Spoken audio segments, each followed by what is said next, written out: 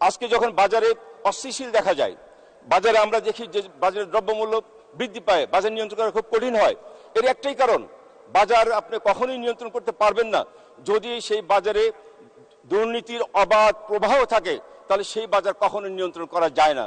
আপনি দেখেছেন এবারে কুরবানি ঈদের সময় ছোট্ট দুটি ঘটনা যেটা নিয়ে সারা দেশে আলোড়ন সৃষ্টি হয়েছে। একটা গরুর দাম 1 কোটি টাকায় বিক্রি হয়েছে, যার মাংস হবে 1400 কেজি, অথচ তাহলে পার কেজিতে প্রায় 7,000 টাকা কেজি করে পড়ে।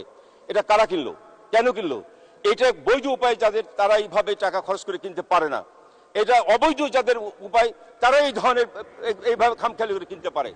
একটা ছাগলের মূল্য মাত্র যেটা হয়তো 120 কেজি হবে, যাকে 15 লক্ষ টাকা দিয়ে ছাগল কিনছে, এটা কারা করতে পারে? যাদের অবৈধ আয় আছে তারাই করতে পারে। বৈধ আয় কখনো এইভাবে টাকা পানিতে ফেলতে পারে না।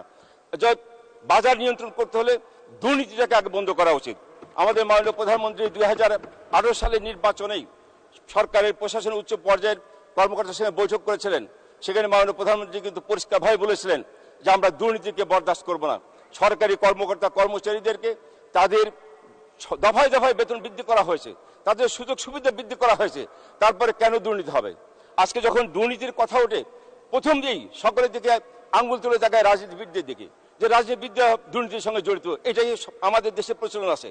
অথচ রাজনীতিবিদ যারা এখানে সংসদ সদস্য আছেন, মানে স্পিকার, একমাত্র মন্ত্রী ছাড়া আর কোনো সংসদ সদস্যদের কোনো এক্সিকিউটিভ পাওয়ারই নাই, তাদের সিকিউরিটির অথরিটি নাই, তারা কিভাবে দুর্নীতি করবে? দুর্নীতি হয়তো সরকারের ডেভেলপমেন্ট এবং প্রকিউরমেন্ট ওয়ার্কে, তো সেখানে একজন রাজনীতিবিদের সুযোগ কোথায় দুর্নীতি করার, যদি সরকারি কর্মকর্তারা তার সঙ্গে জড়িত না থাকে? আমরা সেই কারণে আমরা বলতে চাই যে আপনি দেখুন 2018 সালে আমাদের জনপ্রশাসন মন্ত্রণালয়ের এক তথ্য এসেছে, ওখানে প্রায় 1000 কর্মকর্তা কর্মচারীর বিরুদ্ধে দুর্নীতি এবং অনিয়মের অভিযোগ তাদের জমা হয়েছে। কি পরিমাণ এটা তো অভিযোগ জমা হয়েছে, এরকম হাজার হাজার মতুর এখন যারা দুর্নীতির অভিযুক্ত এরকম আছে। আমাদের ধারণা ছিল মাননীয় প্রধানমন্ত্রী স্বাধীনতার পর থেকে এই যাবৎকালের মধ্যে সবচেয়ে বেশি আমাদের সরকারি কর্মকর্তাদের মধ্যে সুযোগ সুবিধা দিয়েছেন, দফায় দফায় বেতন বৃদ্ধি ভাতা বৃদ্ধি করা হয়েছে, কিন্তু তারপরে দুর্নীতি আমাদের কমানো সম্ভব হয় নাই।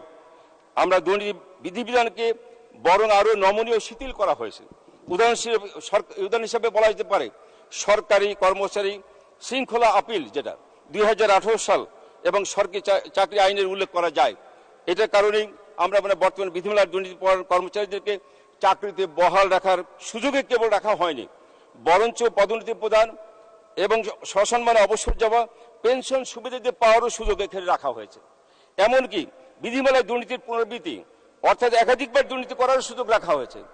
সরকারি ঘুষ গ্রহণের প্রবণতা বৃদ্ধি হওয়া সত্ত্বেও ঘুষ গ্রহণের এই বিধিমালাকে দুর্নীতির সংজ্ঞাভুক্ত করা হয়নি। এছাড়া দণ্ডের বিধানের ক্ষেত্রে বৈষম্য আছে।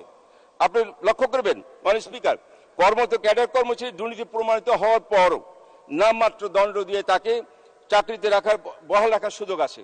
অপরদিকে নন ক্যাডার কর্মচারী দুর্নীতি প্রমাণিত হলে তাকে চাকরিতে বহাল রাখার আর কোনো সুযোগ থাকছে না।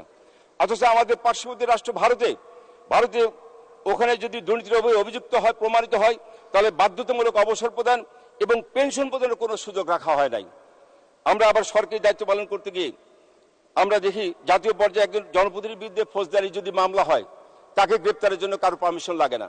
অথচ একজন সরকারি কর্মকর্তা কর্মচারী একই ধরনের যদি অভিযোগে তার বিরুদ্ধে মামলা হয়, তাকে গ্রেপ্তার করতে হলে তার ঊর্ধ্বতন কর্তৃপক্ষের পূর্বানুমোদন লাগবে। এই যে সরকারি কর্মচারী আইন 2018, এটাই এই ধরনের কর্মকর্তাদেরকে দুর্নীতি এবং অপরাধ করতে উৎসাহিত করেছে। কোন সরকারি কর্মচারী ফৌজদারি অপরাধের শাস্তি 1 বছরের কম হলে তিনি চাকরি থেকে বরখাস্ত হবেন না, তাকে তিরস্কার, পদোন্নতি স্থগিত, পদোন্নতি এবং জাতীয় বিভাগীয় ব্যবস্থার বিধান রাখা হয়েছে, যা সুশাসনের সহায়ক বিধান নয়। অথচ স্থানীয় প্রতিনিধিকে এরাই আবার তাৎক্ষণিক বরখাস্ত করার ক্ষমতা রাখে।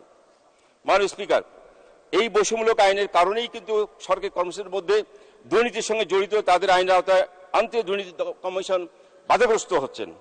এটা কার্যত অপরাধী সুরক্ষার আইন হিসেবে বিবেচিত।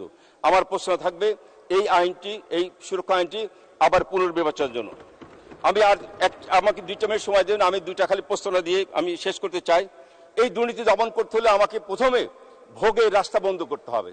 ভোগের রাস্তা বলতে যেমন রেজিস্ট্রি অফিস, গাড়ি শোরুম, স্বর্ণালঙ্কার দোকান, এখান থেকে প্রতি মাসে আপনি শেষে যারা এই জমি বা বাড়ি বা অ্যাপার্টমেন্ট রেজিস্ট্রি করছেন তাদের তালিকা নিয়ে তাদের কাছে স্পেশাল টিম পাঠিয়ে তাদের আয়ের বৈধ উৎসটা জানার জন্য কৈফিয়ত চাওয়ার ব্যবস্থা করা হোক। দ্বিতীয়ত, গাড়ি শোরুম এবং স্বর্ণালঙ্কারে একইভাবে প্রতি মাস শেষে ওখান থেকে তালিকা নিয়ে যারা ক্রয় করছেন তাদের কাছ থেকে আয়ের বৈধ উৎস নেওয়া হোক। আমার বিশ্বাস তাহলে পরে এই অবৈধ আয়কারীরা এইভাবে ক্রয় করার সুযোগ পাবে না, তাদের ভোগ বিলাসে বন্ধ হয়ে যাবে। দ্বিতীয় আর প্রস্তাব হচ্ছে চাকরিতে নিয়োগের সময় হলফনামা দিতে হবে। এটা আমাদের এই সরকার আইন ছিল, কিন্তু সরকারি কর্মকর্তা কর্মচারীকে হলফনামা দেন নাই। একজন রাজনীতিবিদ নির্বাচনের সময় তাকে হলফনামা দিতে হয়, তার সমস্ত সম্পত্তির বিবরণ দিতে হয়, কিন্তু সরকারি কর্মকর্তাকে হলফনামা দিতে হয় না। আমার প্রশ্ন থাকবে চাকরি নিয়োগের সময় তার হলফনামা বাধ্যতামূলক এবং প্রতি 5 বছর পর অথবা প্রতি পদোন্নতির সময় তাকে হলফনামা দিতে হবে, যাতে সে 5 বছরে তার কি পরিমাণ অবৈধ আয় হয়েছে বা বৈধ আয়ের কি সম্পদ হয়েছে সেটা যাতে পরিষ্কারভাবে জাতি জানতে পায়।